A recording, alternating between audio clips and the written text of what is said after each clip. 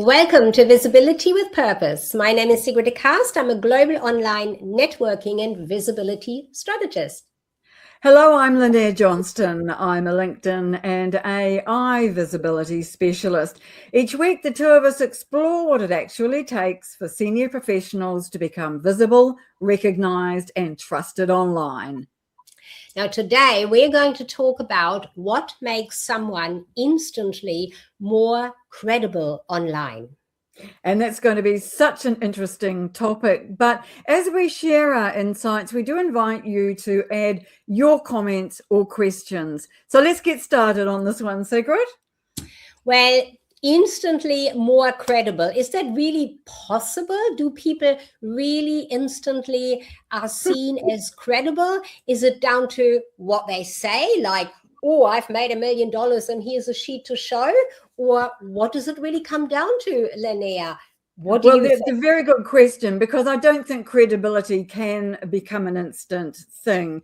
And certainly if somebody's saying I've made $1 million in a week or a month, then that makes them uncredible for me. So I think really it is, first of all, let's establish the fact that credibility is built over time, along with presence on LinkedIn and relationships, all of those things.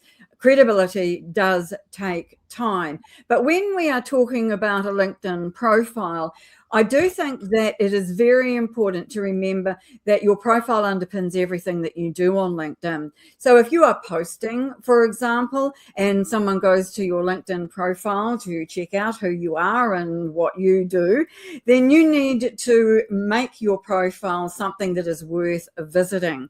So a lot of people, I find, don't have a banner on their profile, which is the first thing anybody is going to see. And their profile image is often well out of date.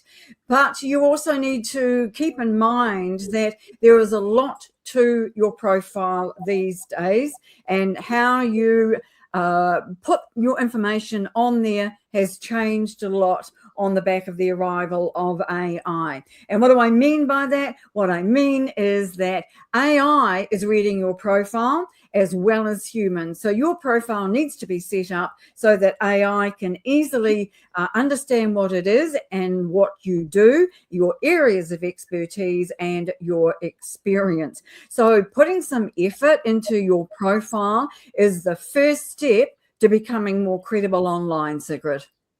I totally agree with that, Linnea. And I would use this example from myself. If I'm on a live networking event with a group of people and I want to then follow up to see who they are, I go to the LinkedIn profile. And if I don't see there on the profile the same as what they just introduced themselves with, then I'm wondering, who are they? What are they doing? And why did they not introduce themselves with what they have on their LinkedIn profile, for example? But not only that, I mean, maybe I'm unique, but I do take it further. I also click on a few links on their profile to see, where does this go? What does the website look like? What are the featured section? What is it showing me? What is it about? Clicking on that, does it all work? Is it all there to really show me what it says it would be showing, what it says it should be showing? And I mean, that's part of credibility. Some people do leave not only their profile, but links on the profile and on their website very much outdated. And I think that is to the detriment of credibility for them. Do you do? I agree. And I do think that many people tend to forget about their profile. If they don't need it immediately for a new role, or they're not looking to be invited as a speaker at a conference or an event, or they're not looking to bring in new business right away, then they tend to put up their profile and forget about it. And that's not how you keep a LinkedIn profile up to date and credible. So making sure that you regularly revisit your profile, check those links that Sigrid's mentioning, make sure that all the images are displaying correctly, update any videos that you might have. doing all those things on your profile is very important, because they all feed into your positioning. Because one of the things that people also forget is, as their career develops, they move into new roles, they might have a new area of expertise, and if that's not adequately represented on their profile, then humans aren't going to find you for that, and neither is AI. So that positioning needs to change as well. So most people update their CV when they're looking for a new job. Otherwise, it just sits in a folder on their laptop and they forget about it. You cannot do that with your LinkedIn profile, because it is out there every day, 24/7, advertising you to people who may want to do business with you, who may want to hire you, who may want to learn from you or get to know you. So your profile and the positioning of you and your expertise on that profile is incredibly important for building, I think, credibility over time, Sigrid.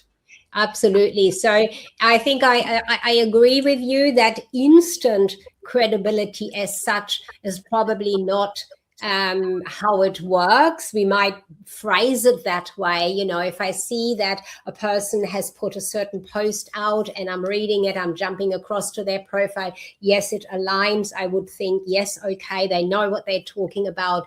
They have lots of other posts showing on their profile, you know, under that section. I can say they certainly are credible in their topic of expertise, what they're talking about. It's not the credibility that I would see as, oh, I must work with this person, or I must want to connect with that person if I'm not already connected. But it's certainly that sort of first level, that first step. And I would compare that to the online networking that I do, that introduction that people put into the room at the time. It's just that first grain of trust. So just the same with credibility. It's that first grain element of credibility when everything aligns with each other, Linnea. That's how I would see it. Have you got something to add to that, do you think, at this point? Oh, absolutely. I think there are two other things that are important for credibility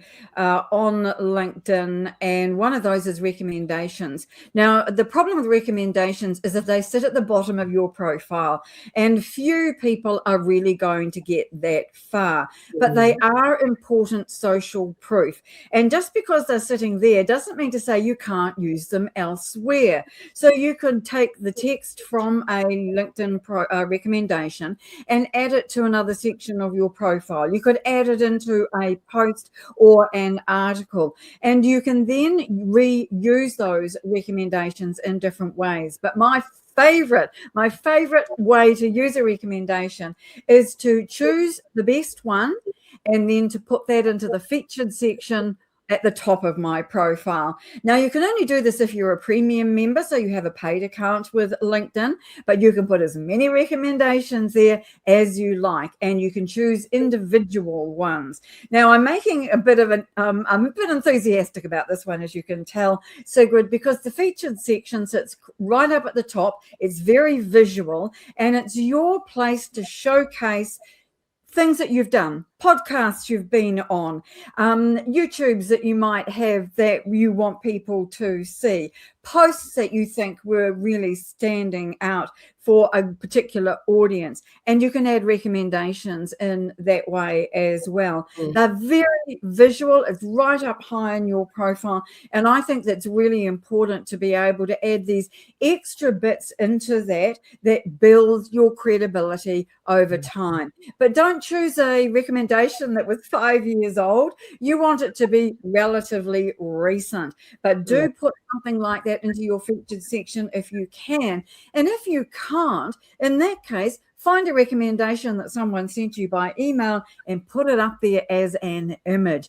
That works really well too, because building credibility is also about building a reputation through other people, what other people say about you.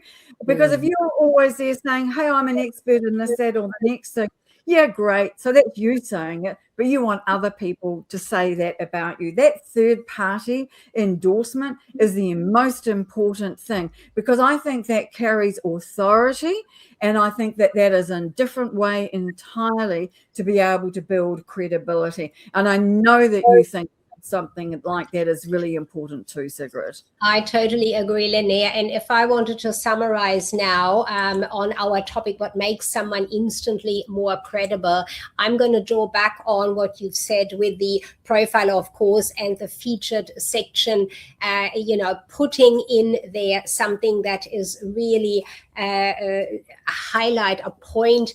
And yes, a testimonial is fantastic, a recommendation, I should say. I would also say that if you have a really great comment on some of your posts, for example, you could use that and pop that as a, something special into the featured section, for example. And I think the biggest thing with it, though, is to get that credibility, at least fairly immediately. The key point, that is something you mention time and time again, and I'm certainly agreeing with, is that you really have to have this one point of expertise that you consistently talk about, that you consistently bring into all of your visibility on LinkedIn and everywhere else online with your clients, in any comments that you make on other people's posts as well.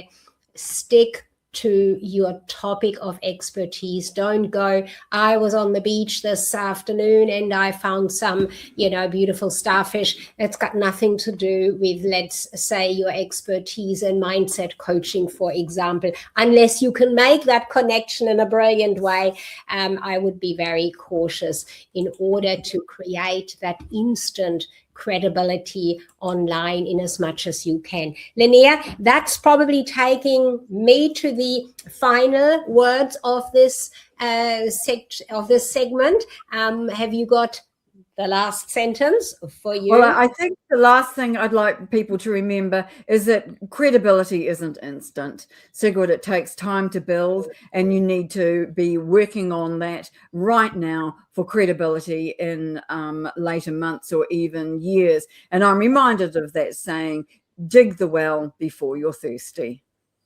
That's a great saying, Linnea. Thanks for bringing that into the conversation. So I think this is really interesting, this whole idea of instant credibility online.